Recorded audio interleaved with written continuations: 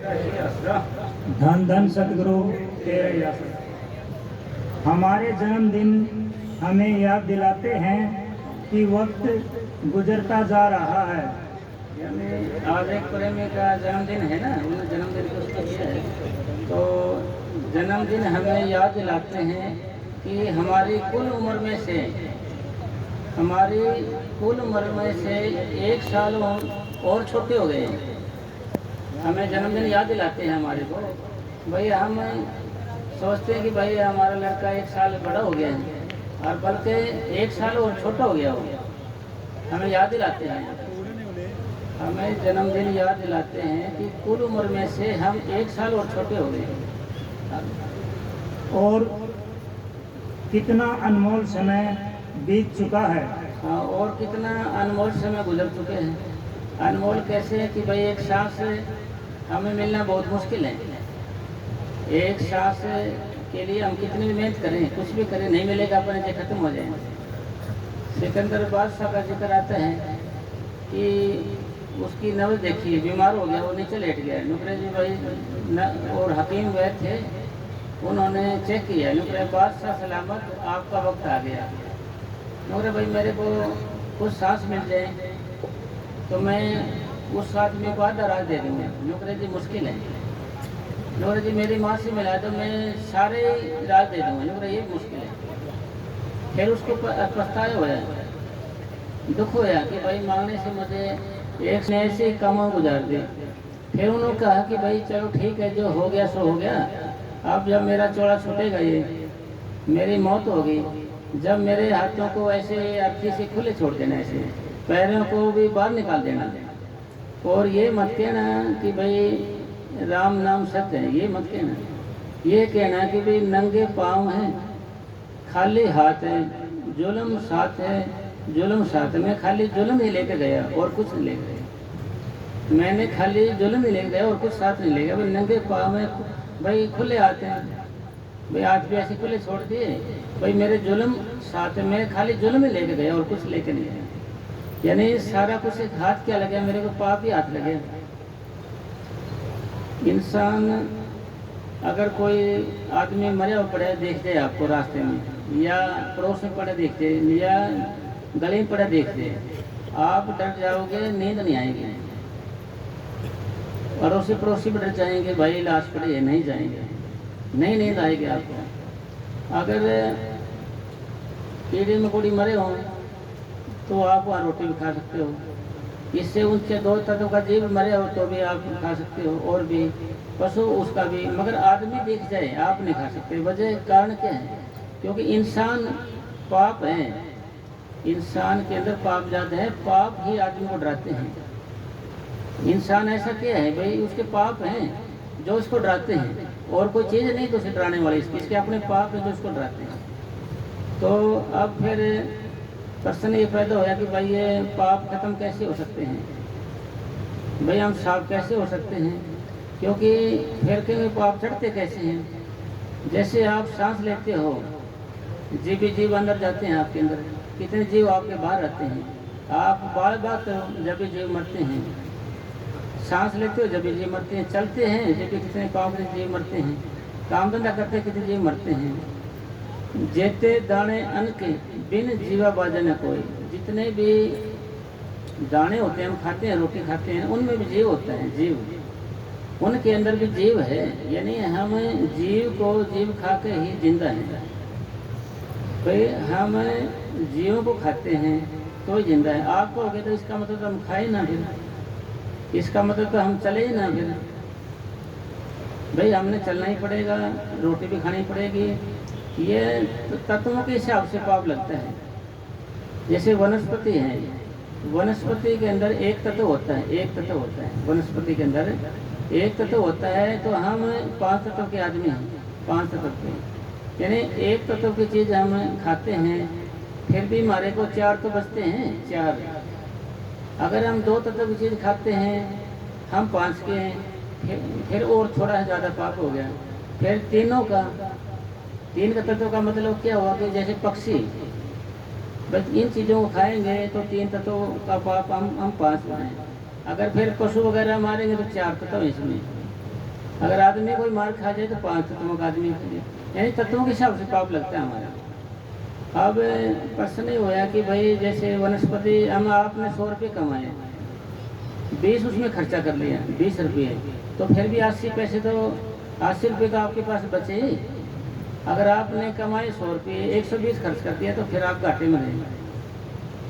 हमारे पूज्य परम संत मनीष साहब जी महाराज फरमाया करते थे कि 3 घंटे भजन करने से रोज रोज का पाप उतरता है हमारा। 3 घंटे भजन के करने से हमारा रोज रोज का पाप उतरता है। रोज रोज का जितना इतना पाप हम कर लेते हैं, 3 घंटे रोज भजन करें तो रोज रोज का पाप उतरेगा। अगर आप 5-6 घंटे ज़्यादा भजन करेंगे, जब आपके पल्ले कुछ पड़ेगा, जब आपके पल्ले पड़ेगा कुछ, भाई ईशा में जुड़े हुए हैं। और रोज़ के भजन के करने से, रोज़ का मेडिटेशन करने से हमारे कई वहम निकलते हैं, कई भरम निकलते हैं, कई चीज़ों का हिसाब किताब होता है। तो इसलिए जो हमारा जन्म है, ये जन्म होने से पहले, जन्म होने से पहले ही हमारी ज़िंदगी की राह निश्चित हो जाती है। भाई हमें इतने सांस लेने हैं, इतने ग्रास खाने हैं, इतने कदम चलना है। भाई आपके मतलब ग्रास का मतलब खाना पीना भी, सांस लेना भी और पैदल चलना भी, ये कदम ये भी लिखे हुए हैं आपके यहाँ। और हमारे दुख सुख, अमीरी गरीबी, हानि लाभ, सफलता असफलता, ये सब कुछ हमारा लिखा हुआ है। बेशक प्रारब्ध बलवान है, इसे भोगना ही पड़ेगा, पर अभ्यास के करने से, भक्ति के करने से, सत्संगी में आत्म बल बढ़ जाता है, सेल्फ कॉन्फिडेंस बढ़ जाता है। सत्संगी अनुकूल या प्रतिकूल प्रभाव को महसूस नहीं करता। फिर प्रश्न ये है कि भाई ये पाप हैं जो मान ले ऐसे पैदा हो रहे हैं, हमारे पिछले कर्म भी है, हमारे प्रारब्ध, पहले बने प्रारब्ध, पीछे बने शरीर। तुलसी यह अचरज है, मन निर्धारित, मन इस पर विश्वास नहीं करता, ये पहले लिखा हुआ है सारा कुछ। हमने क्या करना है अब भाई, हम सारे का मतलब निचोड़ते हैं यहाँ आने का मतलब हमारे पाप साफ होते हैं। नॉर्मल आदमी जो अभ्यास करते हैं, भाई जिसा भी बैठे जाए उसको 200 शाम जिसा भी है, तो 4 जन्म लग जाते हैं हमारे कर्म साफ होने में। 4 जन्म हमारे लग जाते हैं कर्मों को साफ होने में। इसके अलावा कोई ज़्यादा भजन करे, ज़्यादा अभ्यास करे तो एक वो अलग बात है। ज़्यादा अभ्यास भक्ति करे, जैसे कि एक बच्चा एक कक्षा में एक ही साल में 2 क्लास पास कर लेता है। एक आदमी लड़का ऐसा होता है कि भाई एक क्लास को 2 साल में 3 साल में भी नहीं निकाल पाता, आखिर उसको छोड़ना ही पड़ता है स्कूल। तो इसलिए एक प्रेमी ने बोला कि मेरे को कितने साल लगेंगे, कितने साल लगेंगे मेरे को। तो महाराज जी ने बोला कि भाई ये समय पर निर्भर नहीं है, नॉर्मल कर्म, और मतलब समय पर निर्भर भी नहीं है। क्यों? क्योंकि आपके इंटरेस्ट, भाई आपके इंटरेस्ट, रुचि आपके शौक पे भी निर्भर करता है। आपका अगर आप ज़्यादा वजन करेंगे, ज़्यादा अभ्यास करेंगे, जल्दी कट जाएंगे।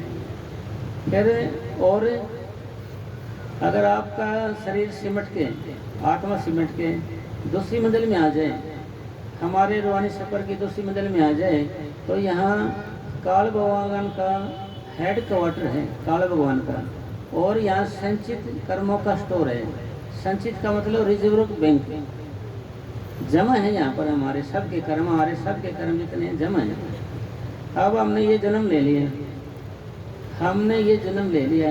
अब अगर हम इतने पाप कर लें, एक दिन हमारे पूरे न कटें, पूरे न पास हों, पूरे न भुगतें, तो वो जो कर्म बच जाएंगे हमारे, वो जमा हो जाते हैं रिजर्व बैंक में, यानी जमा हो जाएंगे।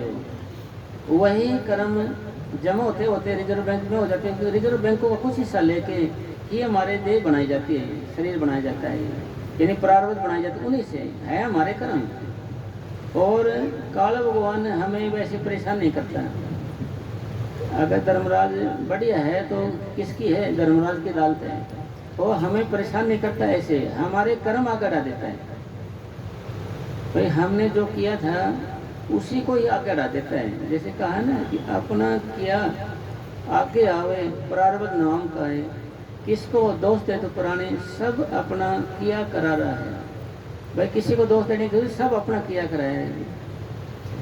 एक बार मस्ताना जी के टाइम की बात है, तो एक प्रेमी था, वो बोला जी मेरी टांग में दर्द बहुत ज़्यादा है जी, मैं सहन नहीं हो रहा मेरे, तो मैं कैसे करूँ जी।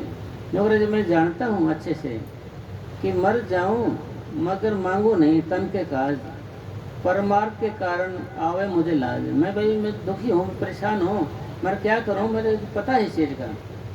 तो मस्ताना जी महाराज बोले भाई ठीक है, तेरा ये दर्द टांग का मैं अभी दूर कर देता हूँ।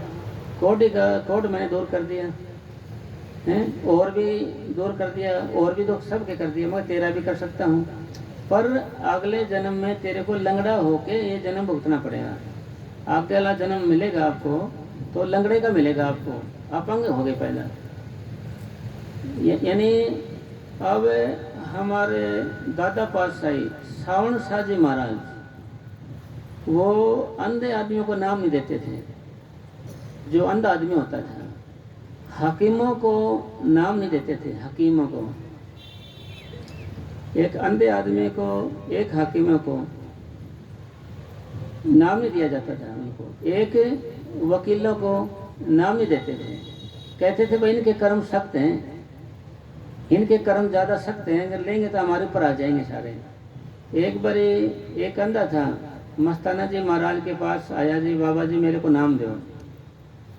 वो भाई हम अंधे को नाम नहीं देते हैं, क्योंकि अंधे आदमी वो होते हैं जो पिछले जन्म में बुचड़ खानों के ठेकेदार होते हैं। यानी जहाँ पशु वगैरह रखे जाते हैं और उनका कत्ल बेचता है उनको, और यानी जो बुचड़ खाने के ठेकेदार होते हैं, ठेका छुटाते हैं, उनको ही अंधे का जन्म मिलता है। तो फिर मस्ताना जी महाराज बोले कि भाई ये अंधा है, हम इसको नाम नहीं दे सकते। थोड़ी देर में फिर आया हो, बाबा जी मेरे को नाम दो। नौरा भाई तो अंधा है, मैं तेरे को नाम नहीं दे सकता। तो दोबारा फिर वो क्या रोने लगे। दूसरा सत्संगी भाई बोले कि जी बाबा जी ये रो रहा है।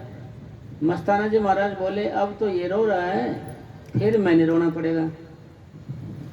अब तो ये रोने लग रहा है, फिर मैंने रोना पड़ेगा। ये स्वरूप इसके अंदर आएगा नहीं, संतों का स्वरूप इनके अंदर आएगा नहीं। स्वरूप के बिना ये आगे जा नहीं सकता, इसलिए भाई इसको नाम नहीं दिया जाएगा। यानी अंधे आदमी को, और जो वकील आदमी होते हैं उनको भी, उनके भी ज़्यादा कर्म सख्त होते हैं।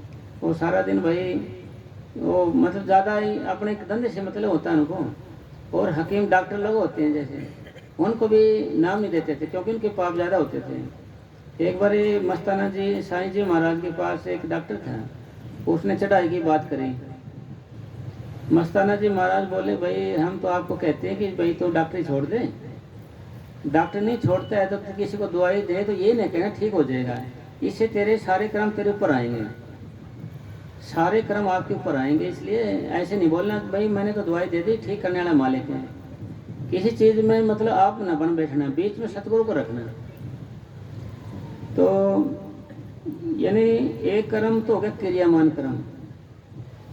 क्रियामान कर्म किसको कहते हैं? ये वो कर्म होते हैं जो हम रोज रोज करते हैं, जो हम रोज रोज, किसको क्रियामान कर्म कहते हैं। क्रियामान कर्म भाई तीन तरह कर्म है, क्रियामान, प्रारब्ध और सिंचित कर्म, रिजर्व कहते हैं जिसको। यानी क्रियामान कर्म आपका वकील से मैं बेचूं कैसे, इससे मेरा पीछा कैसे छूटे क्रियामान कर्मों का। इसका इलाज ये है, जैसे आपको पहले बताया था, जब भी आप भजन पे बैठो, जब भी आप भजन बैठो तो ये बोलना सतगुरु दिन भर का काम तेरे हुक्म से हुआ, तेरी शक्ति और तेरी संपत्ति के सारे हुआ, मैंने कुछ नहीं किया, जो किया तुमने किया, तेरी जोत ने किया। अगर तू जोत को खींच ले, निकाल ले स्वामी, तो मैं क्या करूँ बखाना, मैं कोई बखान नहीं कर सकता, वर्णन नहीं करूँगा कुछ भी। यानी क्रियामान कर्म का असर आप पे नहीं लगेगा, फिर क्रियामान कर्मों का असर नहीं आएगा आपके ऊपर कोई, यानी क्योंकि आप करता ही नहीं बने। आप करता ही नहीं बने तो भोक्ता कैसे बनोगे आप? आपने कहा नहीं कि मैंने किया है कुछ, तो आप पर आएगा क्या? जैसे कुछ भी करो, जैसे कहा है यानी 1 रुपया तब पाप जो 100 पाप किए जाए, 1 रुपया सैकड़ों पापों का भार होता है। यानी दिया, भला किया, बहुत किया उपकार, जो कोई कहेगा मुझ दिया, बहुत सहेगा मार। यानी हर एक प्रेमी कहे कि भाई मैंने कुछ करे है, मैं कुछ बन गया, मुझे किया है, तो उसके भोक्ता कौन बनोगे? कर्ता बने हो तो आप भोक्ता भी आप बनोगे। यानी दिया का मतलब सेवा करी आपने, तन मन से करी, धन से करी, किया, भला किया, बहुत किया उपकार, जो कोई कहेगा मुझ दिया, बहुत सहेगा मार। सहेगा मार के जैसे रुपया दिया ना तो 100 पाप उसको दे दिया जिसको दिया है पैसा, तो घने पैसे दे दिए तो इतना पाप अगले भी चले गया।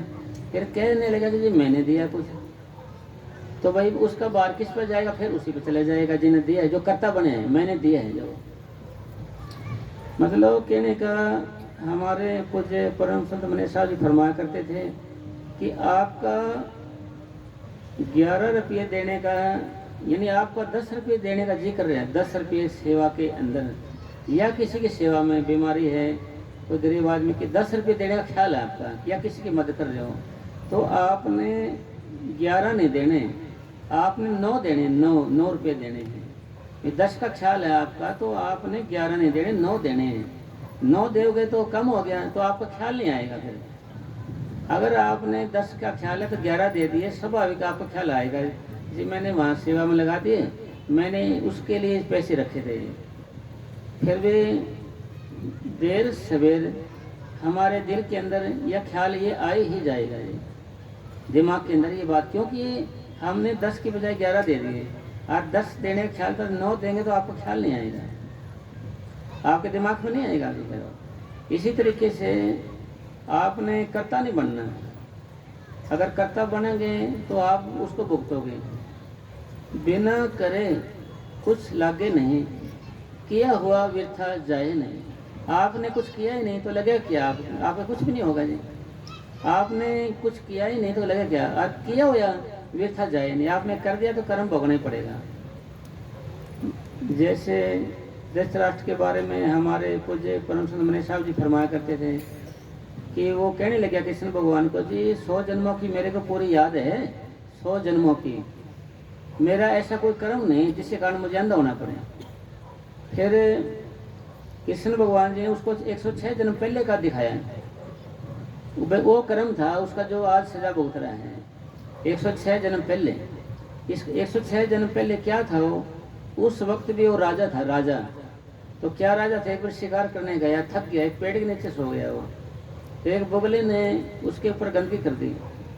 गंदगी करने के बाद उसको गुस्सा चढ़ा, तो उसको उन्हें पकड़ लिया। पकड़ के उसकी जो पर है उसको बांध के और इससे सोल से ऐसे उसकी आंखें फोड़ दी, ऐसे अरे ऐसे छोड़ दिया उसको। अरे भाई तुमने ये कर्म किया था, ये आज सजा भुगत रहे हैं। यानी कर्म गति टारे नहीं टरे, कर्मों की गति है, इसको टारने से नहीं टर सकता है। तो इसका इलाज, इसका सार जो है वो तो हमारे रूहानी सब दूसरी मंजिल का है, त्रिकुटी का है। इसमें जायज से इलाज होता है इसका, और कोई इलाज नहीं इसका। इसलिए वहाँ से फिर ये क्रियामान जो कर्म है हम कर रहे हैं। और फिर दूसरे नंबर पर आते हैं प्रारब्ध कर्म। प्रारब्ध कर्म किसको कहते हैं? जिससे हमारी देह बनी हुई है, हमारा जो शरीर बना है ये प्रारब्ध कर्मों से बने हैं। तो प्रारब्ध कर्मों से बने हैं, प्रारब्ध बलवान है, इसको भोगना ही पड़ेगा। प्रारब्ध कर्मों के अंदर संत कभी हिस्सेदार नहीं बनते, क्योंकि वे हिस्सेदार बनते हैं तो ये प्रकृति का सृष्टि का नियम बिगड़ता है। फिर उन्होंने क्या किया है हमारे लिए? भाई कर्म काटने के लिए हमें 7 छुरी दी हुई है, एक को लड़ा दिया है।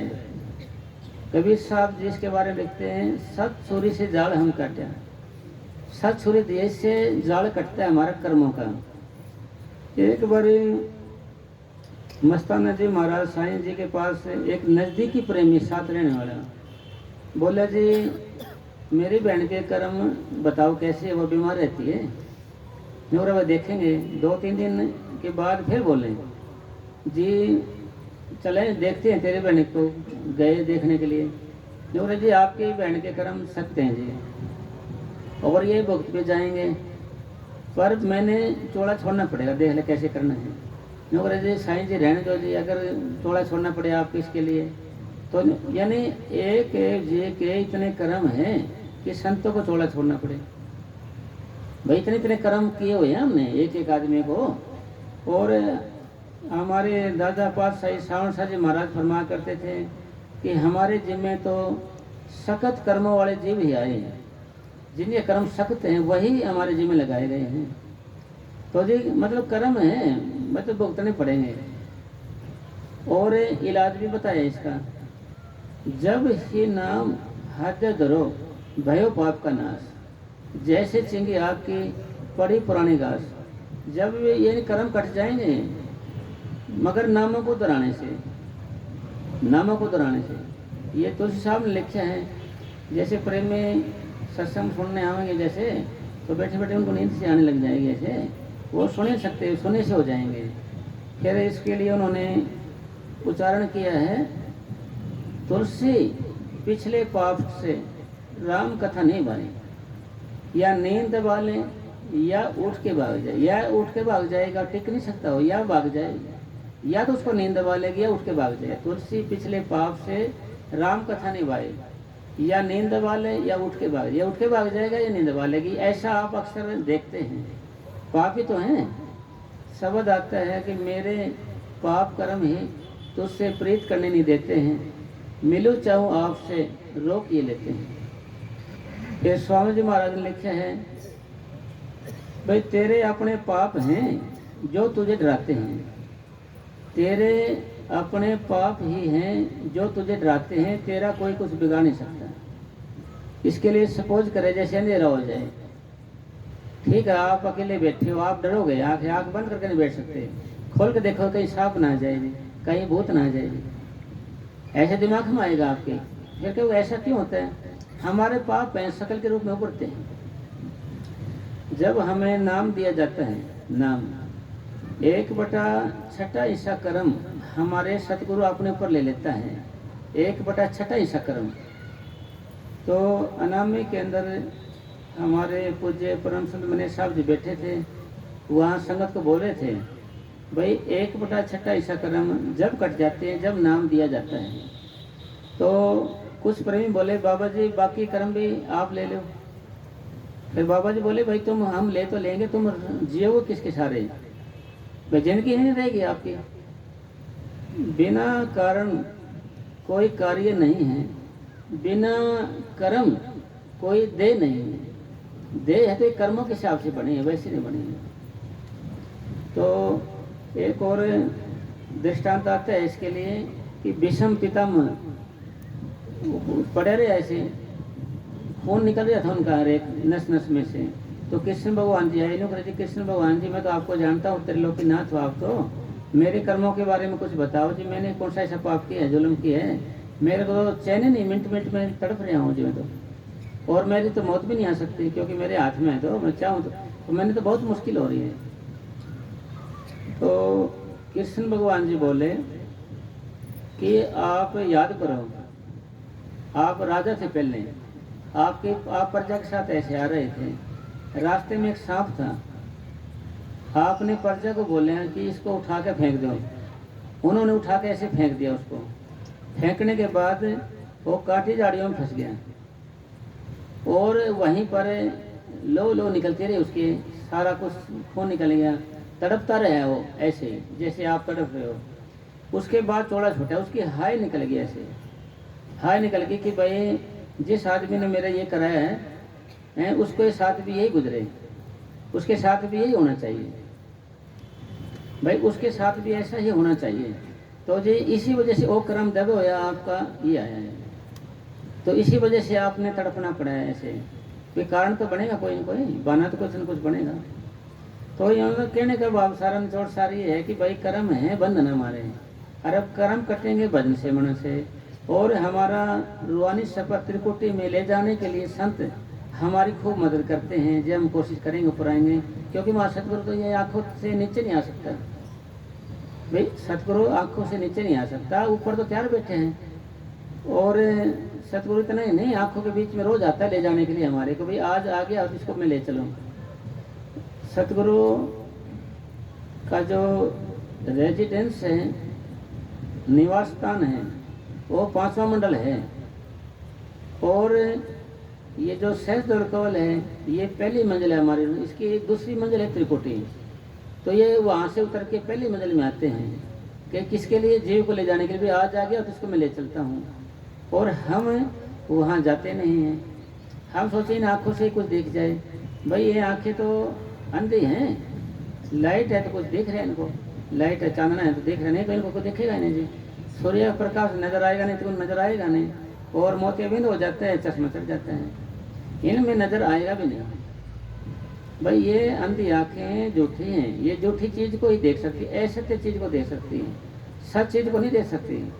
सच चीज़ को देखने के लिए आपने ये तरीका अपनाना पड़ेगा। अगर आप ये बात देखते रहे कि भाई ऐसा हो जाएगा, ऐसा होगा नहीं।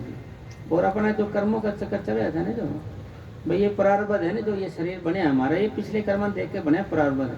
जो जो हमारी ज़िंदगी गुजरती जाएगी ऐसे, तो हमारे प्रारब्ध खत्म होते जाते हैं, ऐसे खत्म होते जाएंगे, ये प्रारब्ध खत्म होते जाएंगे। फिर सिंचित कर्मों का भंडार होता है। भाई नाम भजन सिमरण करने से भाई धर्मराज के कागज फाटे, ये मीराबाई जी कह रही है।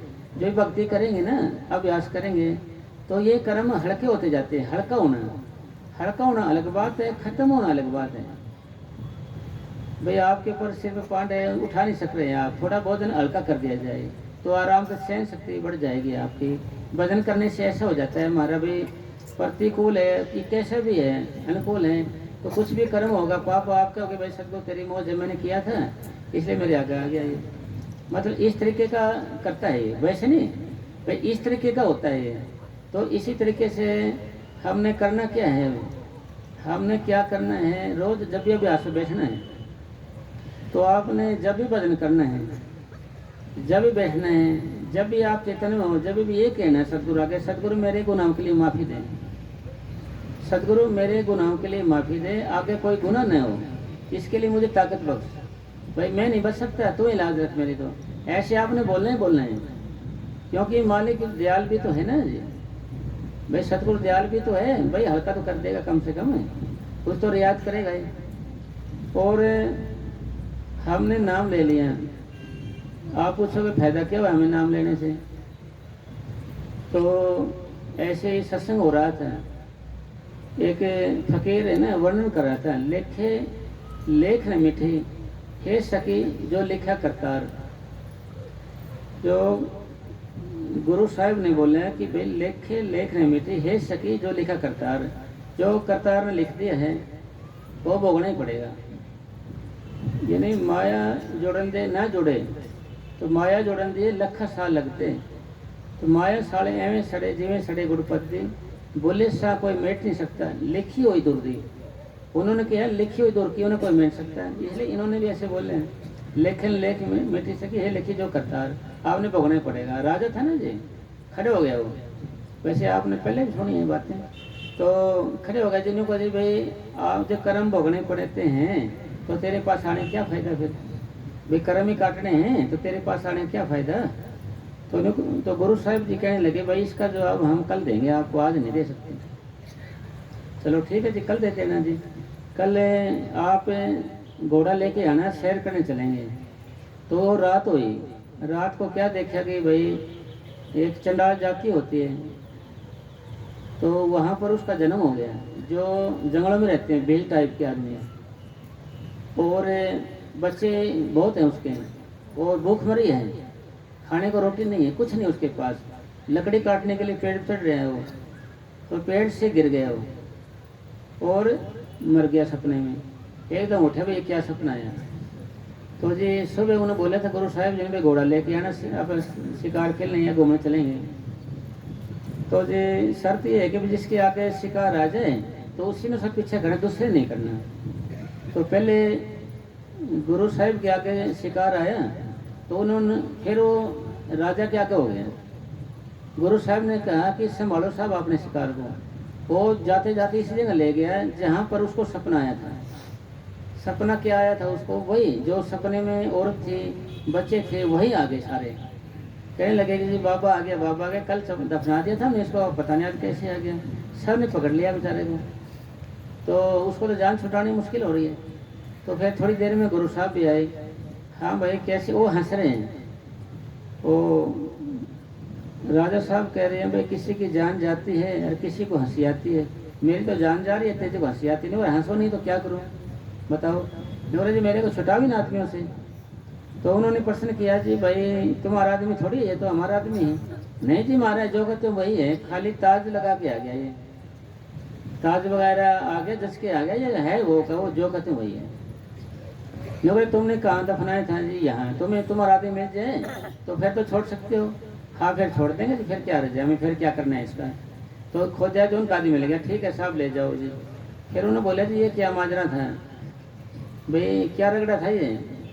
जो बोले ये आपके कल के प्रश्न का जवाब था। ये कल आपने जो प्रश्न किया था भाई, मैं लेखने बैठी ऐसे ही करतार कि भाई भोगना ही पड़ेगा तो क्या फ़ायदा आने का।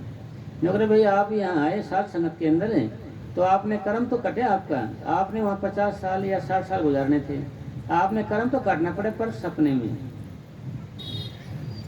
शम्स तबरेज साई फरमाते हैं अगर सपने में भी आप कष्ट भोगते हो, सपने के अंदर भी आप अगर कष्ट भोगते हो तो इसका अच्छा जान, क्योंकि सपने में भी सतगुरु कर्म कटवाता है। सपने के अंदर भी सतगुरु मतलब सपने के अंदर भी कर्म कटवाते हैं। तो हमने सपने में हम कभी कुछ दिखता है हमारे को, कभी कुछ दुख दिखने लग जाता है, कभी पता नहीं कहाँ चले जाते हैं, पता नहीं क्या क्या दिखता रहता है हमारे को। तो सतगुरु क्या सपने में सूक्ष्म हो जाते हैं, सतगुरु सपने के अंदर सूक्ष्म हो जाता है, फिर सूक्ष्म में आके मिलता है उसको, कर्म काटता है उसको। अब हम सतुल हैं। सतुल का मतलब जैसे ये माइक है स्टूल, इसको हम पकड़ भी सकते हैं, बांध सकते हैं, उठा सकते हैं। ये लाइट है, ये सूक्ष्म है, इसको मैं आज से ऐसे पकड़ नहीं सकता ना बांध सकता। तो हम जब वजनाभ्यास करेंगे, जैसे हम बैठते हैं, जब हम मन को समझने लग जाते हैं तो हम भी सूक्ष्म होने लग जाते हैं। कोई बात सतगुरु ने मैं कहनी हो, जैसे ध्यान हमारा ऊपर नहीं आएगा तो हम पूर्ण रूप से सूक्ष्म नहीं होंगे, तो सतगुरु में सपने में आके समझाएगा। संतों के सपने वैसे सपने नहीं होते, जो होती है सच्चाई होती है, क्योंकि आमने सामने जो होता है सपने में वो सच्चाई होते हैं। पीठ पीठ से आवाज़ आती है वो झूठ होता है। तो सारी बातों का निचोड़ ये आया कि भाई हम यहाँ पर कर्म काटने के लिए आए थे हैं, और कर्म कटे बिना हम सतगुरु से मिलाप नहीं कर सकते। कर्म का मतलब ये समझो कि भाई कर्जा, और काल भगवान का मतलब समझो कि बाणिया। बाणिया वो कर्जा है उसका, चाहे तो आप दे या कोई और दे, उसने तो मतलब हिसाब लेना पड़ेगा अपने से। और हिसाब किससे हो जाएगा जी भाई? हिसाब किससे होगा? वो आपके मेडिटेशन अभ्यास से होगा। एक प्रेमी था अपना साहब, उसकी जो घरवाली थी, डिलीवरी हो रही थी उसको। अगर पेट में बच्चा मर जाता है तो नॉर्मल डिलीवरी नहीं होती, ऐसा डॉक्टर का कहना है। नॉर्मल डिलीवरी नहीं होती उसको। तो वो चिंता में था, उसकी घरवाली चिंता थी। वो क्या होया? परम पिता परमात्मा के आशीर्वाद से, क्योंकि दुख में सिमरण सब करें, टेंशन में तो एकदम ध्यान ऊपर चले गया उसका, अंदर चला गया ध्यान। तो देखा तो भाई मनेश साहब जी किसी कमरे में जा रहे हैं, पैड़ी पर नीचे, कोई पीछे पीछे जाने लगे। बोले भाई तू कहाँ जा रहे हैं? जी मैं आपसे मिलने जा रहा था। बोले कोई बात करनी है? हाँ बात करनी है मैंने। क्या बात करनी है? कि जी मैंने, अगर तेने अंदर की बात करनी है तो मेरे से बात करना है, जब बाहर की बात करनी है तो ये वकील बैठा इधर भाई, अपने पूज्य परम संत वकील साहब जी बैठे, इनसे बात कर सकते हो। तो जी मैंने तो बाहर की करनी है, ठीक उनसे कर ले। तो उन्होंने क्या देखा कि महाराज जी को ऐसे हड्डी निकली हुई है, मांस जैसे निकले हुए हैं, तो उसको पट्टी पुट्टी बंधवाई ऐसे, उन्हें पट्टी बांध दी ऐसे। प्रेमी ने जो अंदर गया, नोरा क्या था? नोरा जी कुछ नहीं, ये काल भगवान का कोई हिसाब किताब देना था, मैंने वो दे दिया है, आप टेंशन ना करो, जाओ आप। क्यों देखा तो तो जो नॉर्मल डिलीवरी के जो सिस्टम होते हैं, जो लक्षण होते हैं, उस लेडीज को नजर आए। वो उधर लेडीज को थी जो उसी घराली, उसको भी महाराज जी सपने में दर्शन दे रहे हैं। उन्हें क्या रहे, तुमने हिला दिया, बाबा के दर्शन हो रहे थे मेरे को, तो मैं बाबा जी मेरे को दर्शन दे रहे हैं, आप चिंता न करो। तो उसको सिस्टम जो नॉर्मल डिलीवरी के होने होते हैं वो लक्षण दिखाई दे, वो डॉक्टर के पास गई, नहीं ऐसा तो हो ही नहीं सकता नहीं। बच्चा पेट में ऐसे हो जाए तो नॉर्मल डिलीवरी होती है, उसको ऑपरेट किया जाता है उसको। नहीं जी ऐसे हो रहा है, सिस्टम हो रहा है जी, आप मानने से नहीं, ऐसे कैसे होगा ये। तो देखा तो उसको नॉर्मल डिलीवरी हो गई, भाई बच्चा हो गया, मान ली ठीक हो गया। तो फिर मतलब वही हिसाब दिया, मतलब कहने का भाव हुआ कि वो बानिए ने हिसाब लेना है। बात का मतलब वही हिसाब लेना है। हिसाब की आपके पास खजाना क्या है, खजाना आपके पास खजाना क्या है, नाम की कमाई है, आपके पास खजाना है। फिर कहते हो क्या प्रश्न करो कि भाई संत तो निकर्म होते हैं, उन्हें भजन की क्या जरूरत है। उनको भजन की जरूरत है अपने को देने के लिए, भाई वो भजन की उनको जरूरत नहीं है, हमारे वास्ते भजन करते हैं, मदद करने के लिए, अपनी मदद करते हैं ना जी। हमारी कितनी मदद करते हैं इसके बारे में हम खुद जान नहीं सकते गुप्त रूप से। तो कहने का सारा निचोड़ ये आया कि भाई जो भक्ति है ना, अभ्यास है, जो नाम की कमाई है, अगले जान का खजाना है। इसलिए ये खजाना गुरु अमरदास जी महाराज ने हर एक सत्संग का मतलब सुनो के अंदर मासून अंदर, उनके अंदर एक वहाँ सुन है, एक मंडल है, उसके अंदर जमा कर दिया। ये गुरु अर्जन देव से पहले ये हमारे 5वीं पातशाही आती है 10 गुरुओं से। तो उसमें उन्होंने क्या सिस्टम बना दिया है कि जो भजन करेगा, जो मेडिटेशन करेगा, जितना 1 सेकंड बैठेगा, 2 सेकंड बैठेगा, आधा घंटा बैठेगा, टूटा फूटा करेगा, लगे मन ना लगे वो करे, किसा भी करेगा जो भजन, उसका सारा का सारा भजन मासून के अंदर जमा हो जाएगा, मासून के अंदर जमा होगा। जब वो यहाँ से जाएगा, जब उसको दिया जाएगा, उससे पहले जो कोई भजन करता था उसकी जेब में होता था।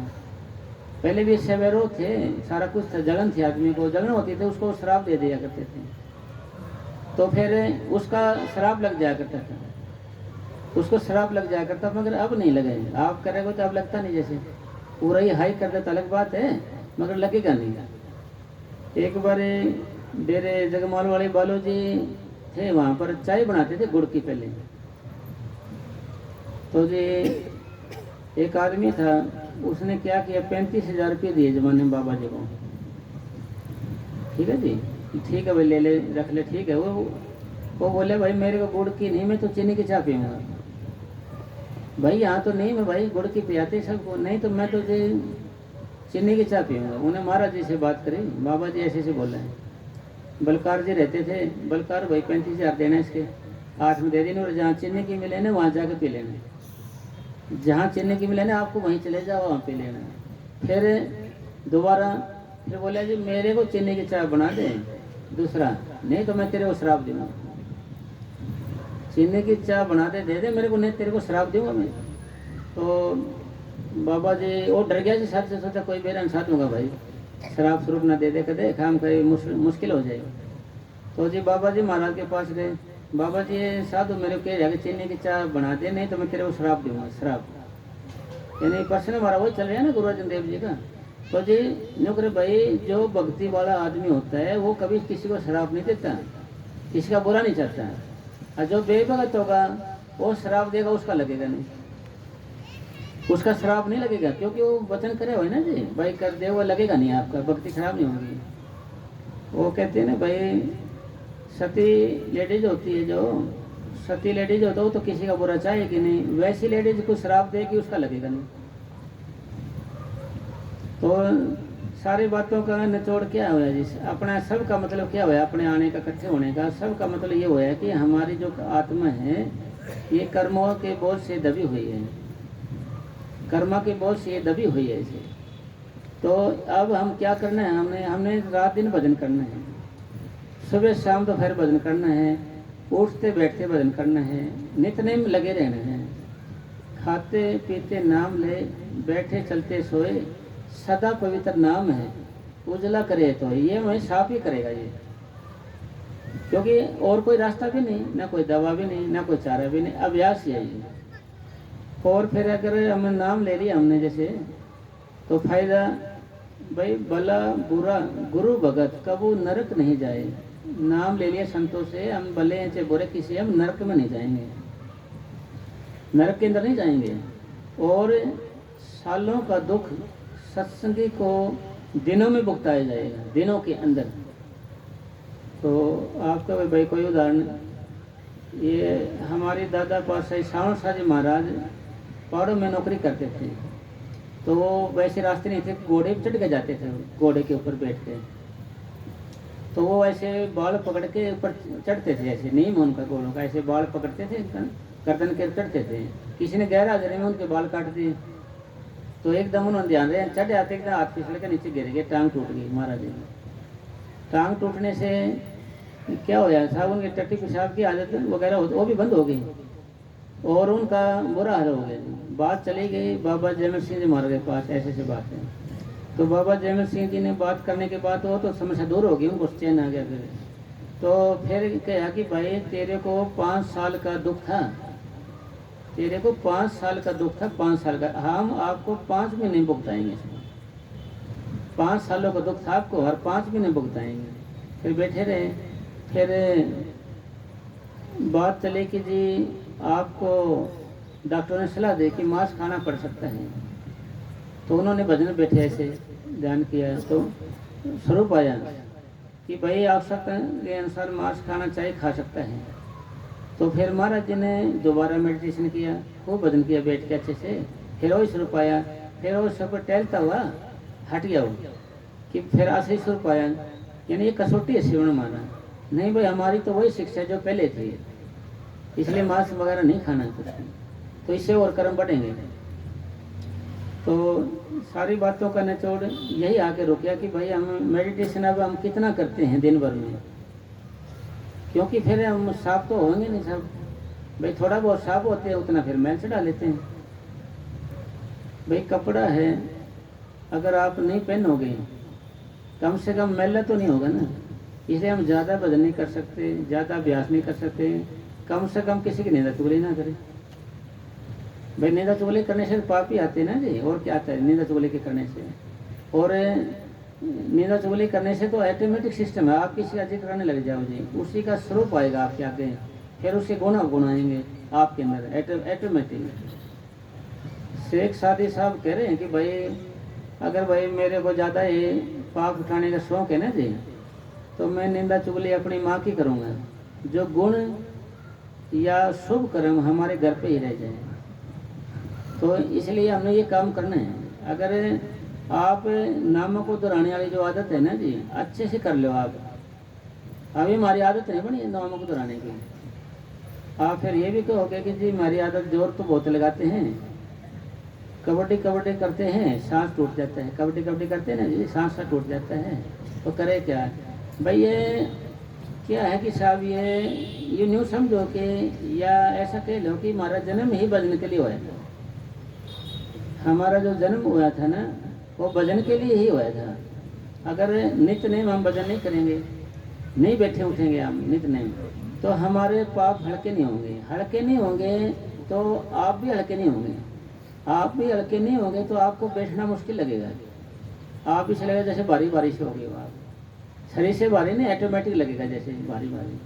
मतलब कहने का समझने के लिए कि जैसे आप पशुओं का घर देखे होगा आप, जहाँ पशु बांधते हो, एक दिन गोबर ना उठाएं तो कितना हो जाएगा, 2 दिन वहाँ से गोबर ना उठाएं तो कितना कचरा हो जाएगा, 3 दिन ना उठाएं तो पड़ोसी कहेंगे भाई चाहे तो पशु ने बेच दे, नहीं तेरे बस का हो तो नहीं इन्हें साफ किया कर, नहीं मकान बेच दे, इतना कचरा हो जाएगा। नहीं अगर पशु वाला आप रोज साफ करो, ठीक है जी, पोछा झाड़ू से करो, आप खाट बिछा के वहाँ सो भी सकते हैं।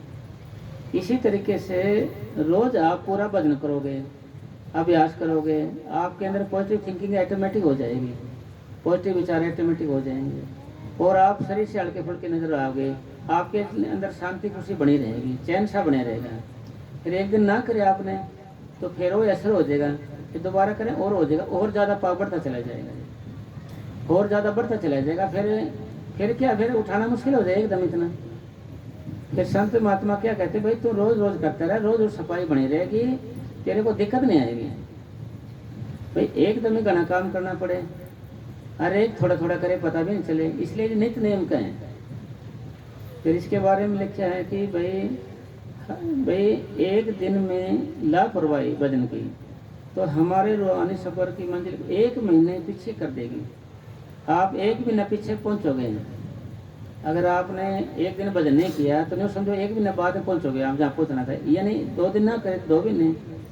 अगर यह स्कूल में जाते हैं, जैसे बच्चा जो रूटीन से जाता रहेगा तो ख्याल रहेगा भाई बीएससी नर्सिंग करूँगा या एमएससी बीएड करूँगा, है ना जी, या इंजीनियरिंग करूँगा, होता है ना जी, उसका ख्याल बना रहता है। अगर ना जाए तो बच्चा फिर उसका याद नहीं होगा, डरेगा जो मास्टर से, फिर वो डरेगा, फिर स्कूल में जाना बंद कर देगा। फिर ये भी यह साइकोलॉजी क्या हो जाएगी, उसका दिमाग कैसे हो जाएगा, मानसिकता। अगर भाई मैंने कौन सा जज बनना है कि कामयाबी सबको मिलती है कि नहीं फिरते हैं पढ़े लिखे भी, दिमाग कैसे हो जाए, पढ़ेगा ही नहीं। इसी तरीके से रोज़ रोज़ भजन करने से हमारे रोज़ रोज़ पाप होते रहते हैं, तो हम साफ रहते हैं, हल्के जीवन में रहते हैं, उसी में हम भजन कर सकते हैं। नहीं करेंगे तो छोटो ने किसका भजन बने जी, मन ऐसी सी बातें करने लग जाएगा जी, उल्टी उल्टी बातें दोहराने लग जाएगा जी, यानी मुश्किल हो जाएगी फिर। तो अब हमारे जो कर्म थे, जो क्रियामान, फिर प्रारब्ध और सिंचित कर्म। सिंचित कर्म निकालने के लिए आपने फिर अभ्यास करके 2 मिनट पार करोगे तो आप निकर्म हो जाओगे, फिर आप पे कोई कर्म नहीं। आप दूसरे कर्म को फिर उठा सकते हो, दूसरे कर्म ले सकते हो आप। कब ले सकते, जब ले सकते हो। पहला करने आप करिए, फिर और उनको फरमाइए। पहले आप करके ऊपर जाओगे, जब आप दूसरे को बता सकते हो। तो संत महात्मा इसकी हमारी मदद करते हैं खूब ले जाने के लिए, त्रिकुटी से पार ले जाने के लिए। तो कमी कुछ है तो हमारी है, सतगुरु के लिए नहीं है, क्यों सतगुरु तो रोज ही आता है। अब बाबा जी ने, हम जिस दिन हमने नाम मिला था ना, जिस दिन से, उसी दिन से सतगुरु हमारे अंदर बैठ जाता है। जिस दिन से हमें नाम मिलता है उसी दिन से सतगुरु हमारे अंदर बैठ जाता है सूक्ष्म रूप में। और सूक्ष्म रूप में वही सतगुरु है, वही हमारी संभाल करता है।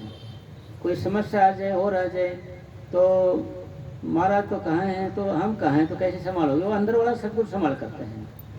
वो सतगुरु ऐसे नहीं कि आपको पीछे छोड़ दें, जब तक आप दूर दरगाह नहीं पहुँच जाते जब तक पीछा नहीं छोड़ेगा वो। और इसके लिए हमने अभ्यास करना पड़ेगा। एक हम क्या करते हैं, हर एक आदमी का ना बाबा पर भरोसा है जी, पूरा विश्वास है जी, विश्वास है, बाबा भरोसा है। अरे भाई खाली भरोसा विश्वास आपको कहाँ ले जाएगा जी, ऊपर के मंडल में थोड़ी ले जा सकता है। और अभ्यास है, अभ्यास ही आपको ऊपर के मंडल में ले जाएगा। इसलिए हम अभ्यास की बात छोड़ देते हैं। अभ्यास वाली बात है भाई, समय ऐसे ही गुजर जाएगा। जैसे अभी तो मान ले बात सुनेगा ना, अभी मन है बात सुनेगा तो बड़ा मीठी मीठी बात लगती है भाई। आज तो वैसे पर्दा खोल के छोड़ना है, कुछ भी हो जाएगा भाई। आप तो पर्दा खोल के छोड़ना है, खूब लग जाना है, फिर बोल जाएगा भगत जी, मतलब फिर बोल जाता है, क्योंकि इसको बेचारे को रोज रोज समझाना पड़ता है। जब हमें कोई रोज समझाने वाला हो, मन सीधे रास्ते चलता है। समझाने वाला ना हो तो मन हमें उंगली पे नचाता है और पैरों के नीचे रगड़ता है। यानी इसको नित्य सत्संग, रोज रोज सत्संग समझाने की, रोज समझाने की जरूरत है। कौन सा ये भजन वाली बात है।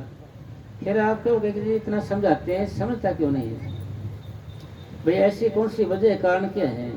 इसका कारण क्या है कि भाई ये जो मन है वे विदेशी गवर्नमेंट का आदमी है, विदेशी गवर्नमेंट का आदमी है, काला भगवान का आदमी है ये, उसकी तरफदारी ही करता है।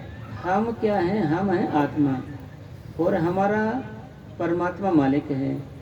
ठीक है। एक प्रेमी बोले जी बाबा जी मेरा मन भजन विघ्न डालता है। तो महाराज जी बोले भाई ये तो उसका वकील है, उसकी वफादारी से ड्यूटी निभा रहे हैं, क्या आपको नहीं ड्यूटी निभानी चाहिए। इसलिए हमने भी निभानी चाहिए भाई, हमने भी निभानी चाहिए ड्यूटी। इसलिए हमने भी क्या है, नित्य नेम नाल भाई भजन सेवन करना है। नित्य नेम आप जब तक नहीं करोगे, ये बाबा सोच लेते हैं रोज है, कुछ प्रेमी नित्य नेम करने लगे, वो बोल रहे भाई हमें क्या है कि रोज मेरा मन भजन करने लग गया है, पहले नहीं करता था। कुछ समस्या प्रेमियों की ऐसे हो जाती है, जैसे हम जहाँ सोते हैं ना जी, वहीं बैठ जाएंगे बदन पे, वहीं तो नींद के संस्कार होते हैं, वहाँ नींद आएगी आपको, बैठते नींद आने लग जाएगी। कहीं आप अजनबी जगह जाओ, दूर जाओ, कभी आपको वहाँ नींद नहीं आएगी। आँख बंद कर लेके सोए रहोगे, नींद नहीं आएगी आपको, क्योंकि नींद के संस्कार नहीं है आपके। अपना बिस्तर होता है, वहाँ एकदम नींद आने लगेगी आपको। इसलिए आपने अपने अपने घरों के अंदर जैसे, क्योंकि भाई कामयाब तो आप वहीं पर होंगे ना, आप जहाँ पर ज़्यादा समय रहते हैं। सत्संग तो आप महीने में या 2 महीने 4 महीने सुन लिया, या उसमें मोबाइल में भी रोज सुनते रहते हैं, उसका भी असर किससे होगा भाई? आधे आदमी क्या करते हैं साहब, वो मोबाइल में 1 घंटे का बाबा का नारा चालू कर देंगे और अपने काम में लग जाएंगे ऐसे। भाई उससे नहीं कुछ बनेगा। भाई जुबान से जपना जरूरी है, अपने खुद जुबान से। हमारे अंदर है कोई चीज़, बीमारी तो पाप तो हमारे अंदर है, हमारे अंदर से जपेगा नाम तभी पाप साफ होंगे। फिर दूसरी बात कह देते हैं ना, अगर नशा शराब में होता तो जूमती बोतल, अगर नशा ही शराब के अंदर होता तो जूमती हुई नाचती हुई बोतल देखी आपने कभी? शराब डालते हैं उसके अंदर, नहीं ना। तो जब हम आदमी पीते हैं उसको जब नशा आता है, इसी तरीके से नामों को हम खुद डराते हैं ना अंदर से, जब भी नशा आएगा हमें, जब भी असर होगा उस चीज़ का, जब भी सिमटा होगा, ऐसे नहीं होगा। रजाई कहते हैं ना गर्म होती हैं, कोट भी गर्म होते हैं। कोट को एक कमरे में बंद कर देते हैं हम, कभी उनमें आग लगी देखी है क्या? आग नहीं लगेगी उनके अंदर, अंदर गर्म गर्म कपड़े रखते हैं, संदूक में कोट रखते हैं, तो उनके अंदर आग नहीं लगी देखी होगी आपने कभी? क्योंकि जब हम पहनते हैं, आप ऐसे पहनते हैं, हमारे शरीर में है गर्मी, हमारे अंदर उस जब गर्मी आती है उसके अंदर, तो इसलिए जुबान से जपना जरूरी है। जुबान से भाई, जुबान से हम नहीं जपेंगे ना, बात नहीं बनेगी। इसके लिए मस्ताना जी महाराज ने समझाया, एक को खुशी राम था कोई, उसको बोले प्रसाद बांट दे, बोल बोल के प्रसाद बांटना, नारे बोल बोल के। उसने क्या बोला जी, बांट दिया ना? बोले बाबा जी मैंने तो मन मन में जप लिया था, मन मन में नारे बोल के बांट दिया था। अरे मुँह से बोल बोल कर तो ऐसे बोल, नहीं मन तो कर रही है और चला जाता है ना जी, मैंने तो मन ही मन में बोल दिया था जी। तो जी ठीक है भाई, कोई बात नहीं। फिर वो जब सुनसान था, जब मस्ताना जी साहब डेरा बनाए, सुनसान था सारा, अब तो शहर बन के आगे तक चले गए। तो वो 2 आदमी आ रहे थे, ऐसे पीछे आ रहे थे, साथ में हाजिर लगी पेशाब की। उसको ऊपर गया झाड़ियों के पास, ऊपर झाड़ के पास देखा था ऐसे सांप करे, ऐसे ऐसे डक मारने के तैयार बैठे। उन्होंने मन मन में सिमरन करे तो कुछ होया नहीं उससे, मन मन में कराया। फिर बोले, याद आई मस्तानी बात, दान दान सतगुरु तेरा ही आसरा, खूब नारा बोले जोर से, तो सांप एकदम पीछे चले गए। फिर वो डेरे में आया, खुशी राम तसली होगी तेरे को भाई, बोल के नारा जरूरी है। नूरे होगी बाबा जी, खुशी तसली होगी मेरे को, ये खुशी भी होगी, साथ में मेरा नाम भी खुशी और मुझे खुशी भी होगी और तसली भी होगी। इसलिए मुंह से निकलना जरूरी है। मुंह से हम निकालना चाहते, डरते हैं जी। अगर आप घर में अकेले होते हो, आपने क्या करना है साहब, बोल बोल के घूम घूम कर शुरू कर देना है। क्यों? क्योंकि 75 नंबर हैं इसके, ऐसे घूम फिर के सिमरन करने के 75 नंबर हैं ऐसे। तो एक प्रेमी था, तो हमारे पूज्य परम श्रमण साहब जी को बोला कि बाबा जी मेरे ऐसे कर्म हो सकते हैं, कोई बला है मेरे को ऐसे। बोले भाई तू ऐसे रात को घूम फिर कर सिमरन करेगा, अगर अंदर से तेरी बला निकल जाएगी अंदर से। बोल बोल के करना, अकेला हो जाए, पड़ोसियों को नहीं सुनाना है भाई, अपने तक ही रखना है। क्योंकि हम कुछ दिखावा के भी चक्कर में रहते हैं, ज़्यादातर आदमी दिखावा सर रहते हैं। दिखावा सो भाई मैं लोग के में कि भजन कर रहे हैं, बैठ देखे भाई हम लगे हुए भक्ति में, सही बड़ा भजन ही क्या बड़ा ऐसे वैसे, मतलब दिखावा नहीं। भक्ति का दिखावा करना नकली फूलों का प्रदर्शन करना है, दिखावा नहीं करना हमें। बिल्कुल चुपचाप रहो, अपना आराम से एकांत में शांत में रहो। पता है वैसे तो आपका यानी उपदेश से उदाहरण बेहतर है, उपदेश से तो आपको ऐसे ही पता चल जाएगा आपको ऑटोमेटिक ही भाई कुछ है। क्योंकि घी होता है जो तो अंधेरे में दिख जाता है, घी को पानी में डालो तो नीचे ठहरता नहीं, फिर ऊपर आ जाता है। यानी भजन है ना ये भक्ति। भक्ति करो पताल में प्रगट होए आकाश, कहे कबीर 3 लोक में छुपे नहीं हरि का दास। यानी ये छुप नहीं सकती साहब, प्रेम छुपाए ना छुपे, जा घट प्रगट होए, मुख कुछ बोले नहीं, आंखें देते रोए। मतलब ये छुपाने से छुपेगा नहीं, ये प्रेम है जो हमारा। कह रहे आपको कोई प्रेम चीज़ क्या नाम है, प्रेम किसको कहते हैं? तो गुरु ग्रंथ साहिब जी में लिखा हुआ है ये बात वाणी के अंदर कि प्रेम पदार्थ नाम है भाई, माया मोह विनाश। यानी प्रेम पदार्थ नाम मन सिमरण ही प्रेम का है, जिसके जपने से मोह माया खत्म हो जाती है। अगर जो मोह माया नहीं खत्म होती तो कैसा भजन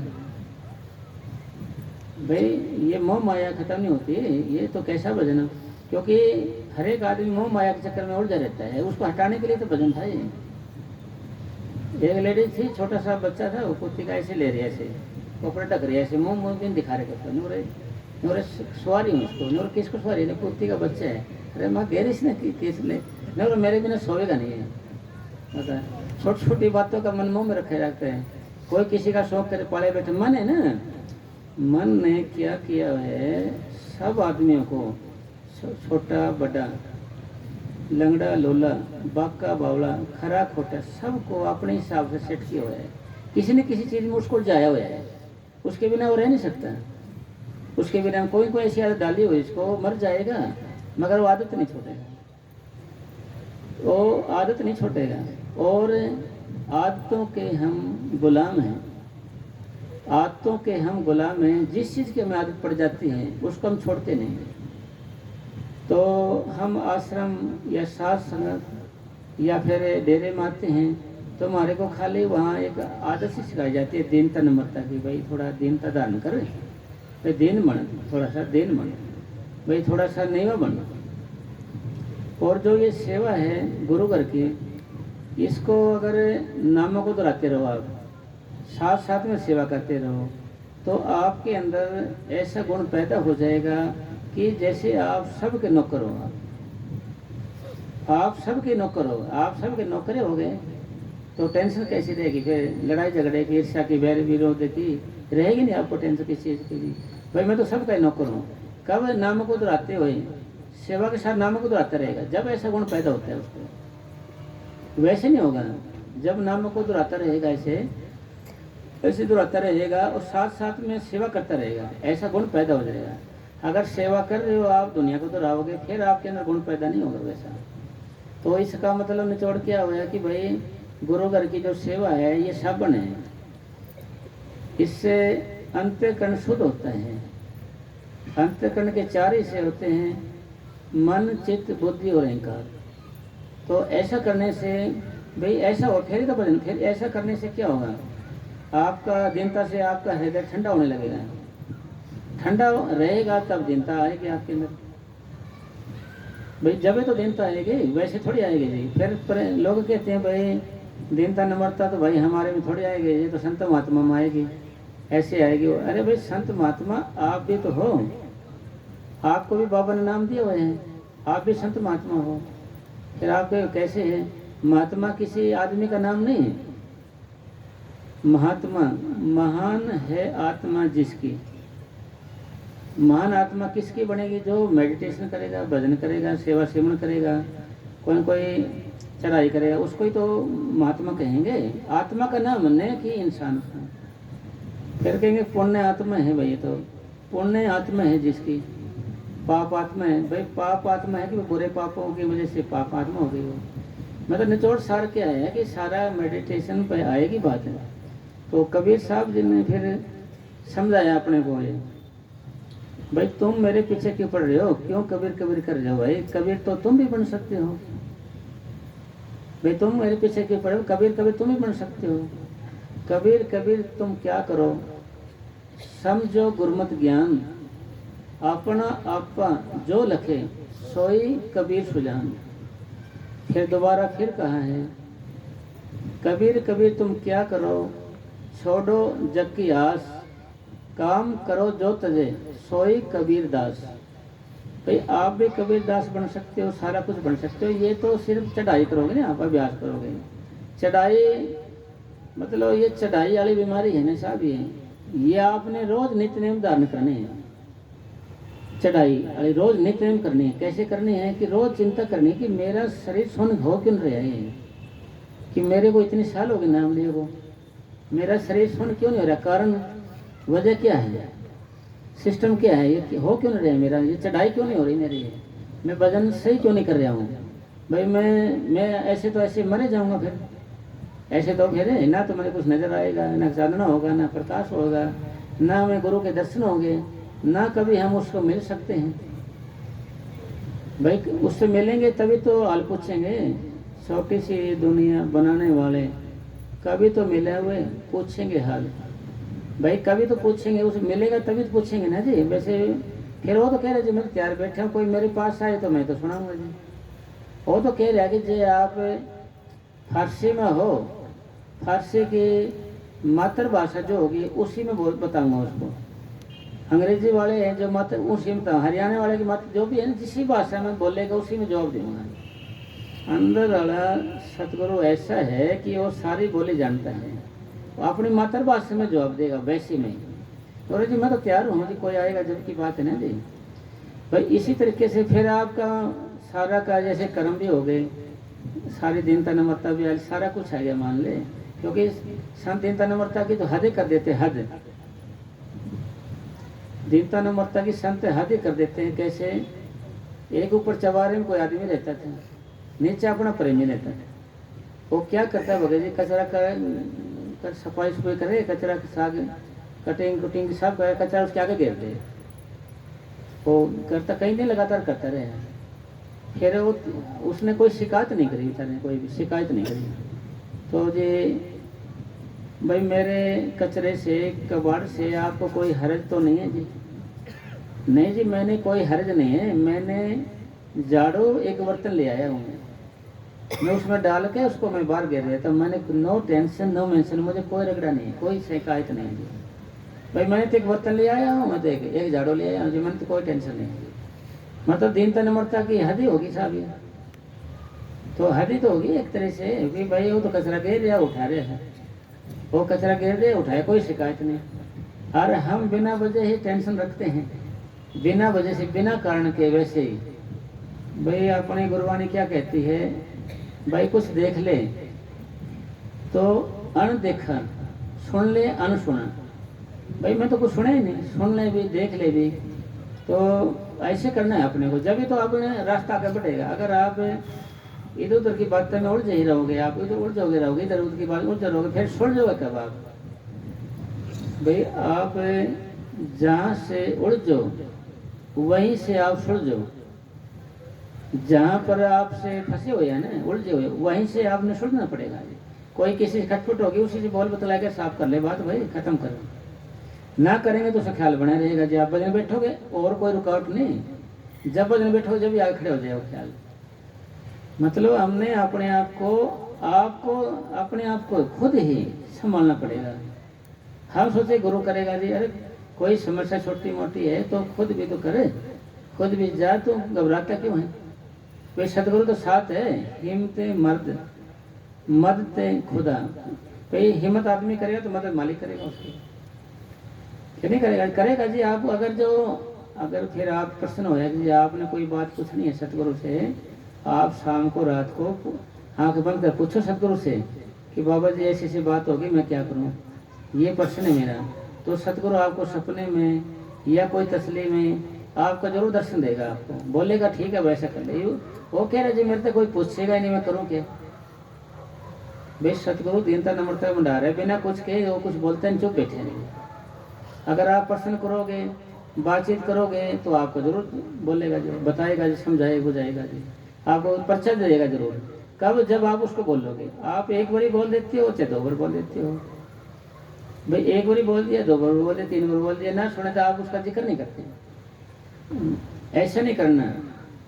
पानी खोदने वाले, कुआं खोदने वाले, बोर लगाने वाले जब तक खोदते रहते हैं जब तक पानी ना आ जाए, जब तक पानी ना आ जाए जब तक खोदते रहेंगे उसको। इसी तरीके से हम प्रेमी आदमी हैं, नाम ले हुए अपने को, हम भी जब तक अभ्यास करते रहें जब तक सतगुरु अंदर प्रकट ना हो जाए। प्रकट होने के बाद फिर काम पूर्ण है। जब तक प्रकट ना हो जाए जब तक आप भजन में लगे रहिए। अरे ये मत समझना कि भाई ये करना काम है, इससे आसान काम क्या होगा? राम तो चौकड़ी मार के बैठना तो है, और नामों को दोहराना है। आप नामों को नहीं दोहरा के दिए, दुनिया को दोहराएगा। इसको आदत है भाई, इसको सिमरण के करने की आदत है ऑलरेडी पहले से ही। सिमरन मन की प्रीत है, ये मन भी तुझ माही।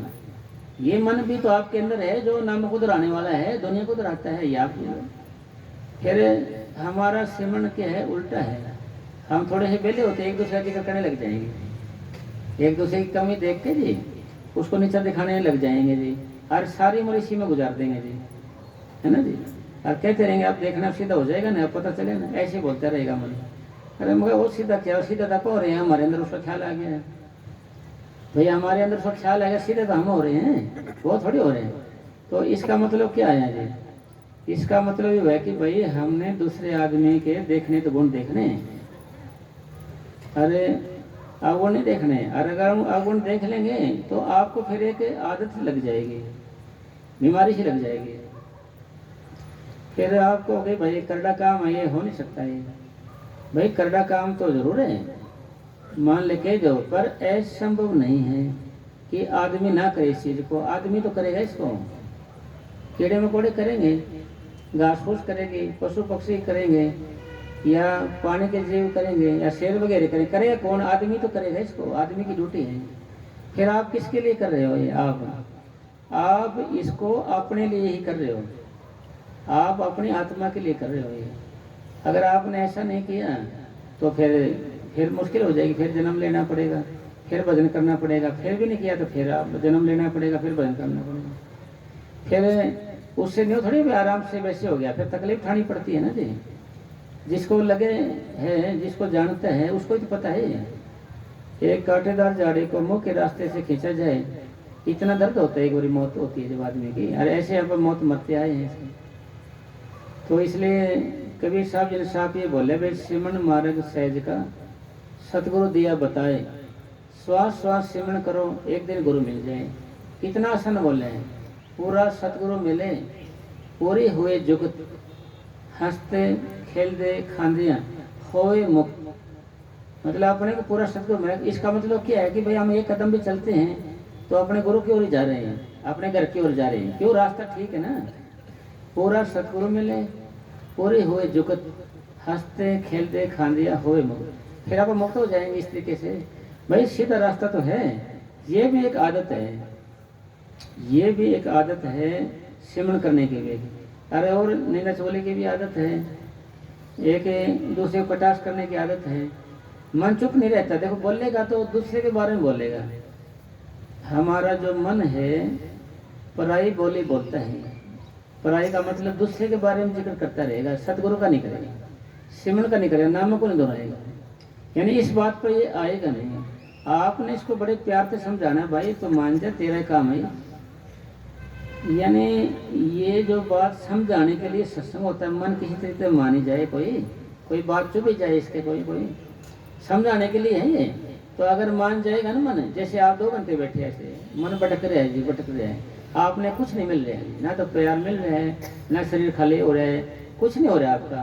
पर 2 घंटे के बाद बैठे बैठे 1 सेकंड भी आपका मन लग गया, 1 सेकंड, तो एकदम मन आपको ऊपर जाएगा, आंखों के बीच में ऊपर, उसके जाते 1 सेकंड में ही, 1 सेकंड में आपका शरीर खाली खाली हल्का लगा, जैसे बीपी बड़ा होता है ना जी, एकदम नॉर्मल शांत बिल्कुल खुश हल्का हो जाएगा, सिर्फ 1 सेकंड में।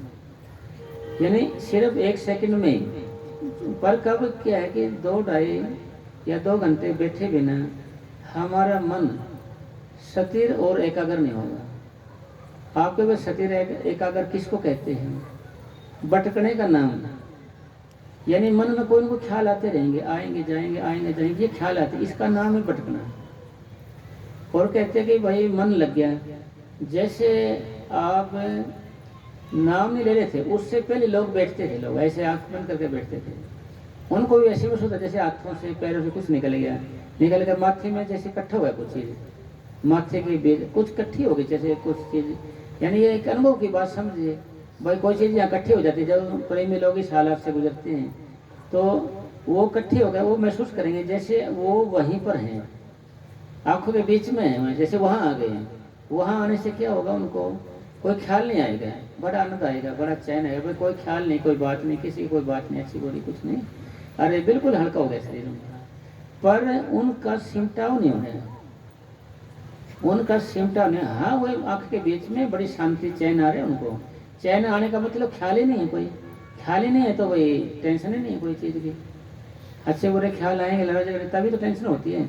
ऊपर आने के बाद कोई ख्याल ही विचार ही नहीं आया कोई उसको, तो मतलब यहाँ आ गए, वो महसूस करेंगे जैसे हम आँखों के बीच में आ गए हैं। आँख के बीच में आ गए तो वो बड़े खुश हो जाएंगे, क्यों कोई ख्याल नहीं, विचार कम है या कम ख्याल है।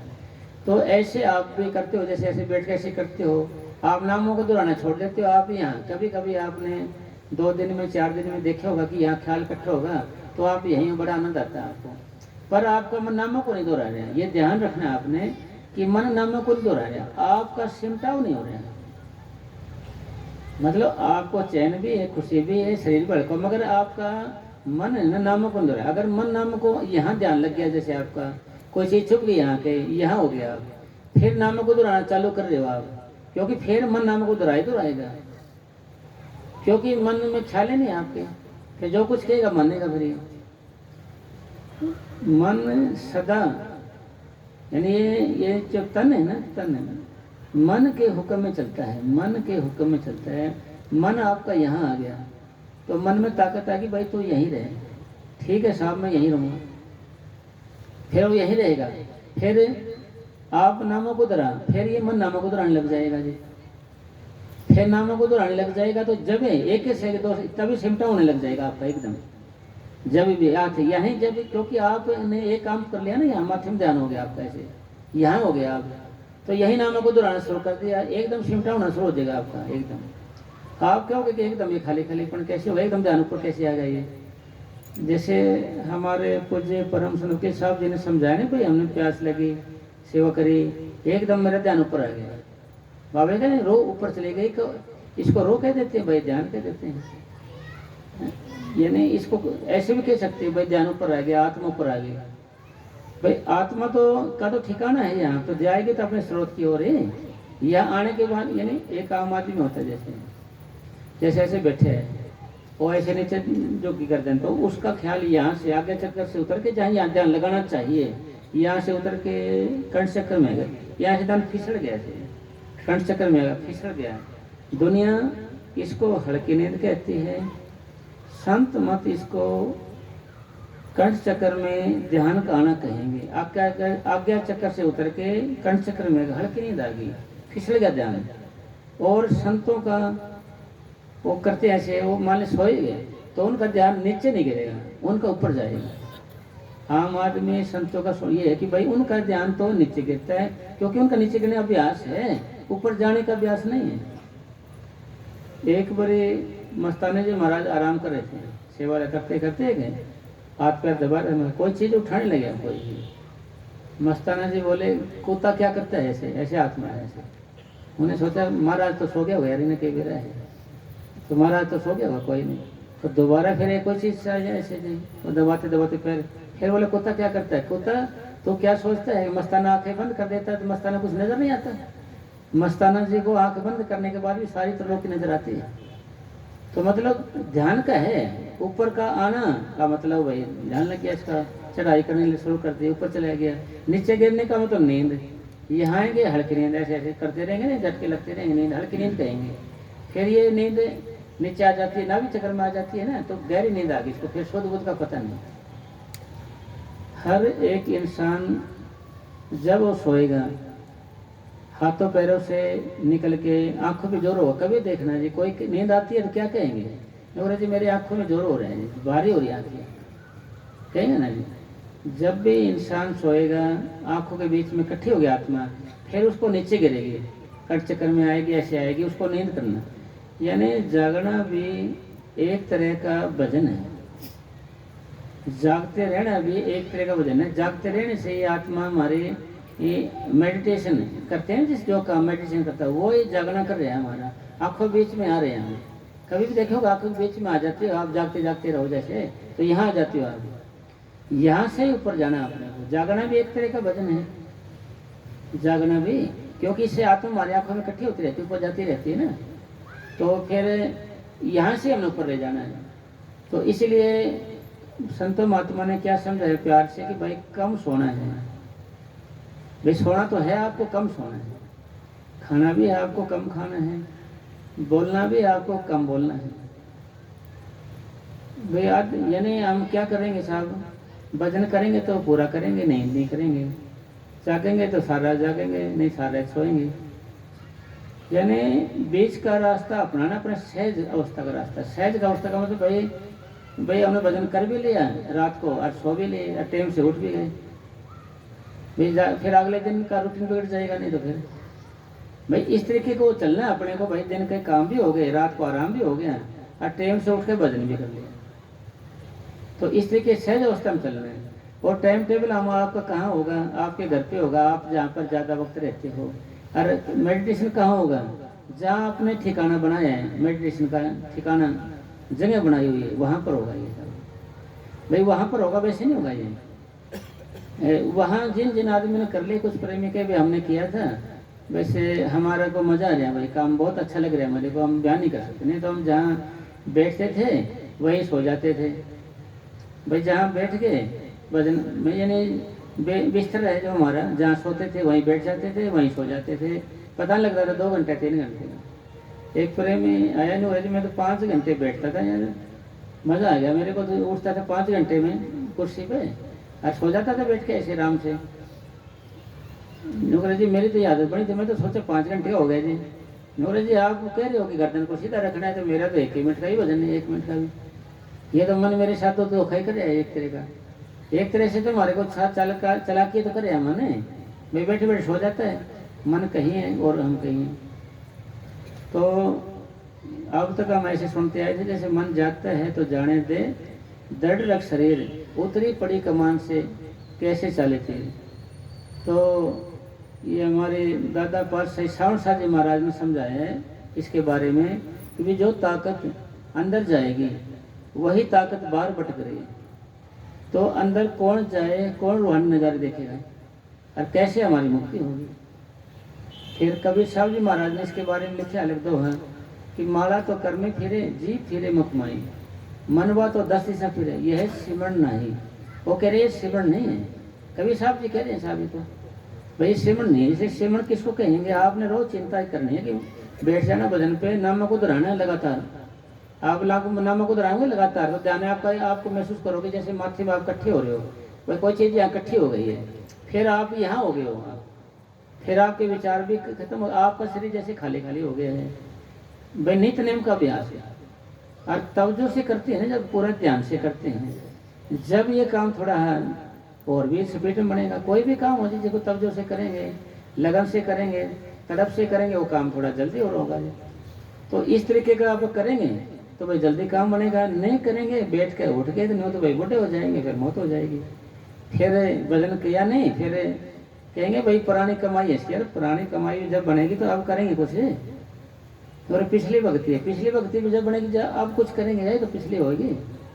और कोई कराया थोड़ी देगा कोई, भाई चलो भाई कराया दे दिया भाई इसको, ये तो करनी पड़ेगी अपने आप में खुद। यानी आपका काम आपको ही करना है, किसी दूसरे को और को नहीं करना। दूसरा खाएगा तो उसका ही पेट भरेगा, हमारा नहीं भरेगा। हम खाएंगे तो हमारा भरेगा, दूसरे का नहीं भरेगा।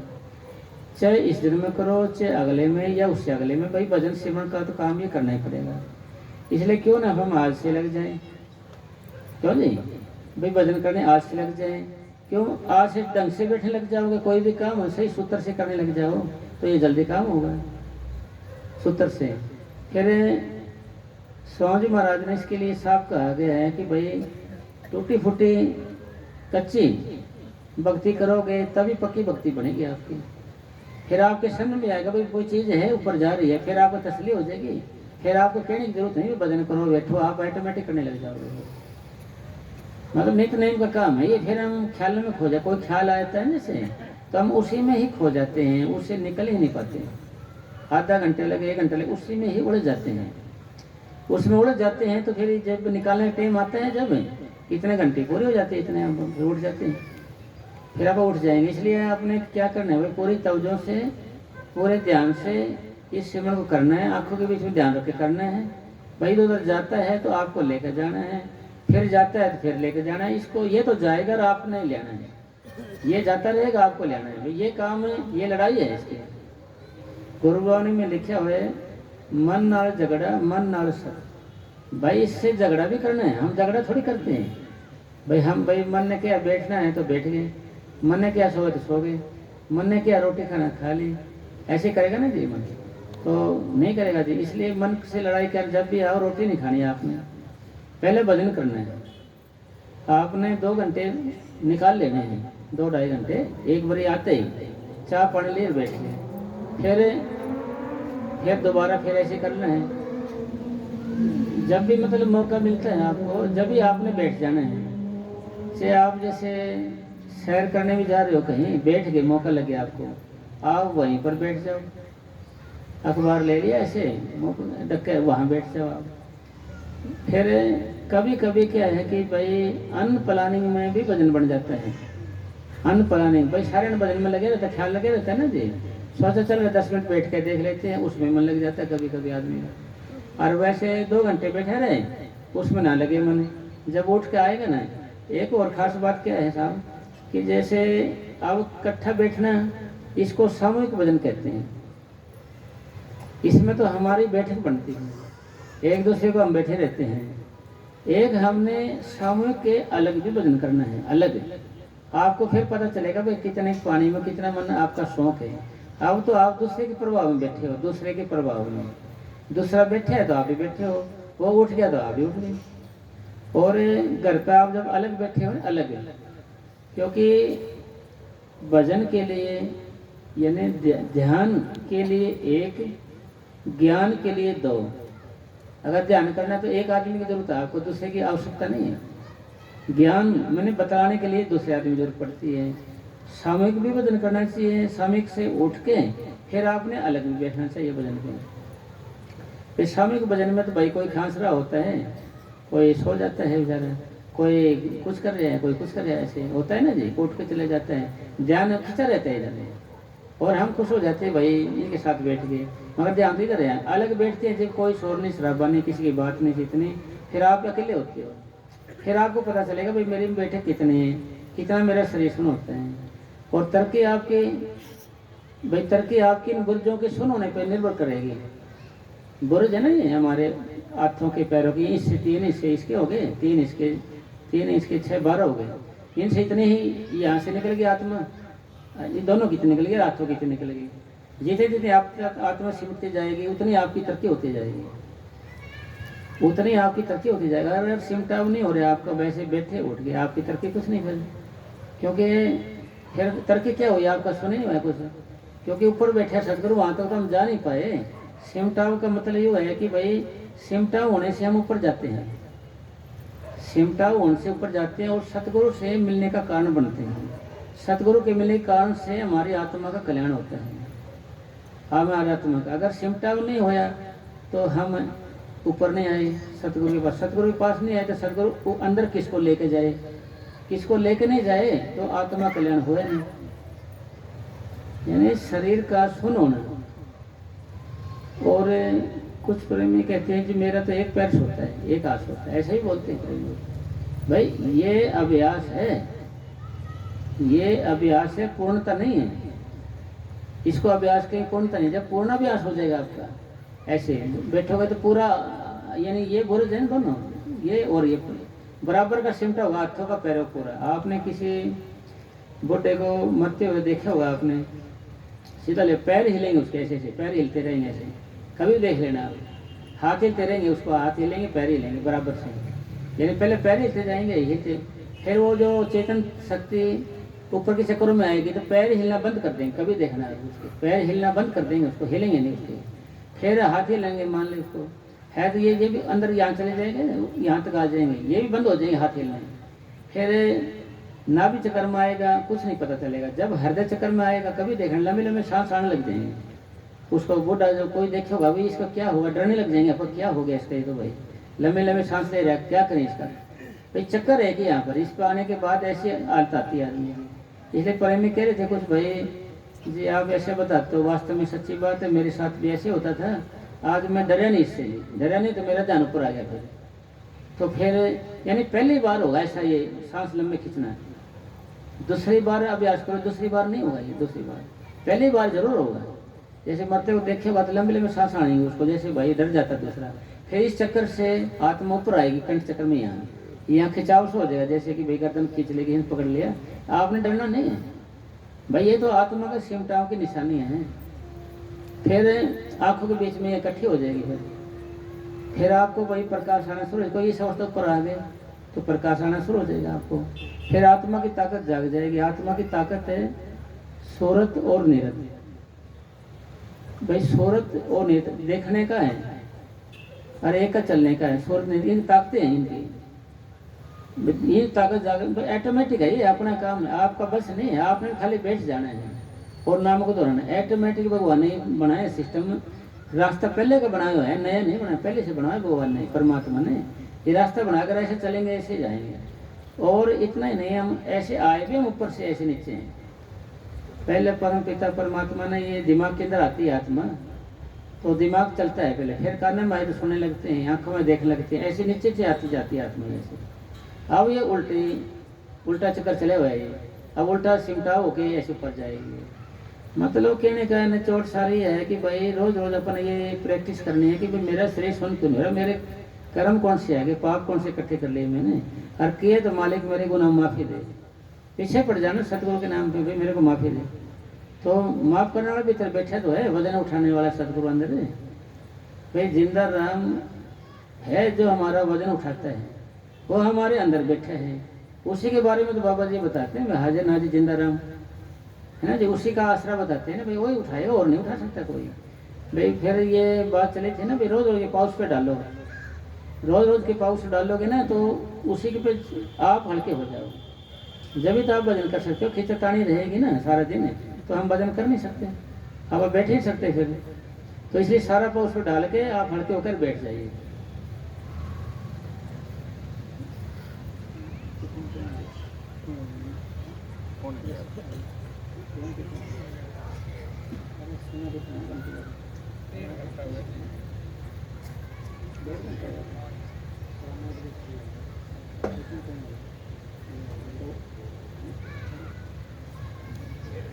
अगर उसे भजन सिमरन में लगाया गया है तो उसका उचित उपयोग हुआ है, वरना वह व्यर्थ बर्बाद हुआ है। अगर भजन सिमरन किया है हमने तो समय का सदुपयोग हो, नहीं समय वैसे गया। लाख वर्ष का जीवना लेखे धरने कोई, जीना थोड़ा भला जिसमें भजन बनगी हुई। यानी जिंदगी वही सफल है जिसमें भजन किया गया हो। भाई लाख वर्ष का जीवना वो किस काम का है? भाई लाख वर्ष का जीवना किस काम का है? किसी काम का नहीं। लाख वर्ष का जीवना लेखे धरने कोई, जीना थोड़ा भला जिसमें भजन बनती हो, भक्ति हो। इसलिए सही ढंग से हम भजन सेवन करने लग जाएंगे, बैठने लग जाएंगे। कोई कारण को नहीं ऐसे कि भाई आपको कोई रोकेगा। भाई आप बिजली का हाथ लगाओगे तो करंट मारेगा, कोई कारण नहीं कि आपको करंट ना मारे। ठंडे पानी मार दोगे तो ठंडा हो गया, आपका अंगुली ठंडी होंगी आपकी, कोई कारण नहीं है ना। धूप में खड़े रहोगे तो आपको गर्मी लगेगी। इसी तरीके से मेडिटेशन ढंग से करोगे आप, आंखों भी ध्यान रखें, कोई कारण नहीं आपका सिमटा ना हो। ये पूरे तवज्जो से अपन ध्यान से करना है। और जुबान पे ये पकाना है अपने को, ये पकता नहीं है ज़्यादा। भी हम भूल जाते हैं, फिर भूल जाते हैं, फिर लगे रहो, फिर लगे रहो। पूरा चढ़ाना है इसको, मतलब अच्छे से। एक फकीर ने लिखा है, अगर हमें सिमरन से प्यार नहीं तो हमें सतगुरु के इश्क या प्रेम की अभी तक हवा तक नहीं लगी। हवा भी नहीं लगी अपने को। इसलिए सारा दिन आपने नाम जपते रहना है। सारा दिन आपने काम किया तो नाम जपने बैठ गए, या टहले कर लगे, कुर्सी बैठ कर लगे, लेट के कर लगे, खा पी लिया तो भाई लेट के करेंगे। तो इसलिए हमें इसको लगातार लगे रहना है, हटना नहीं है। हटेंगे तो भाई हमारे लोग से पता नहीं कब क्या हो जाए, कब सांस निकल जाए, कोई भरोसा है क्या? कोई पता थोड़ी है कब क्या हो जाए। बाबा जी क्या करते थे ना, कोई पछतावा रह जाता है फिर तो।